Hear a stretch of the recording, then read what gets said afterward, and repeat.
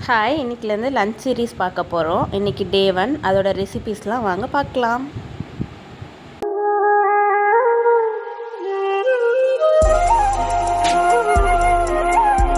First சாதம் வந்து அம்மா வடித்து வச்சுருக்காங்க. சேப்பங்கிழங்கு ரோஸ்ட்டுக்காக சேப்பங்கிழங்கு வேக வச்சுருக்காங்க.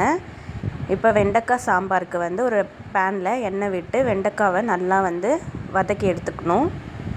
ஒரு 10 மினிட்ஸ் வெண்டைக்காய் இப்படி எண்ணெயிலே வதக்கி எடுத்துக்கோங்க. இந்த அளவுக்கு நல்லா வெண்டைக்காய் வதங்கின உடனே இன்னொரு பேன் வச்சு ஒரு 5 டேபிள் ஸ்பூன் ஆயில் விட்டு கடுகு கருவேப்பிலை ஆட் பண்ணிவிட்டு ஒரு வெங்காயம் பொடி பொடியாக ஆட் பண்ணி நல்லா வதக்கிக்கோங்க. வெங்காயம் நல்லா வதங்கின உடனே ஒரு தக்காளி நல்லா பொடியாக கட் பண்ணது ஆட் பண்ணிவிட்டு இந்த தக்காளி வதங்குறதுக்கு தேவையான அளவு உப்பு சேர்த்து நல்லா வதக்கி எடுத்துக்கோங்க. கல்லுப்பு சேர்த்து தக்காளி வதங்கினதுக்கப்புறம் 1/4 ஸ்பூன் மஞ்சத்தூள், 2 ஸ்பூன் குழம்பு மிளகாத்தூள் வீட்டிலே அரைச்சது அதை பச்சை வாசனை போகிற அளவுக்கு எண்ணெயிலே வதக்கி வச்சுருக்க வெண்டைக்காய் ஆட் பண்ணி வெண்டைக்காய் வந்து வேகிறதுக்கு தேவையான அளவு தண்ணி ஊற்றி வேக வச்சு எடுத்துக்கோங்க.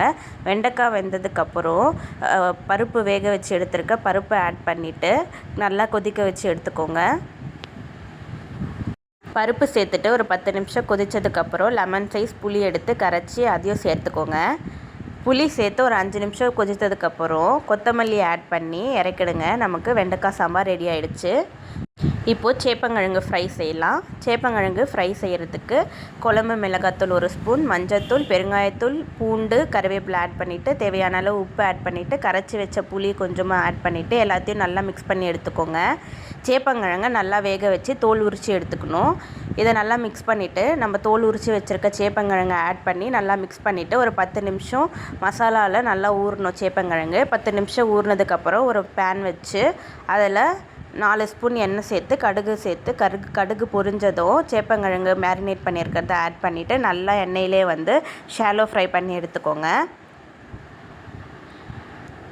ஒரு 10 மினிட்ஸ் நல்லா ஷாலோ ஃப்ரை பண்ணதுக்கப்புறம் இந்த மாதிரி நல்லா ஃப்ரை ஆகிருக்கும் சேப்பங்கிழங்கு ஃப்ரை ரெடி. இன்றைக்கான மெனு என்னென்னா ரைஸ், வெண்டைக்காய் சாம்பார், சேப்பங்கிழங்கு ஃப்ரை, வீட்டிலையே புறக்குத்தின மோர்,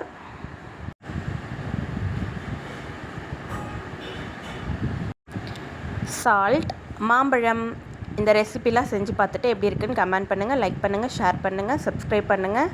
தேங்க்யூ ஃபார் வாட்சிங். பாய்.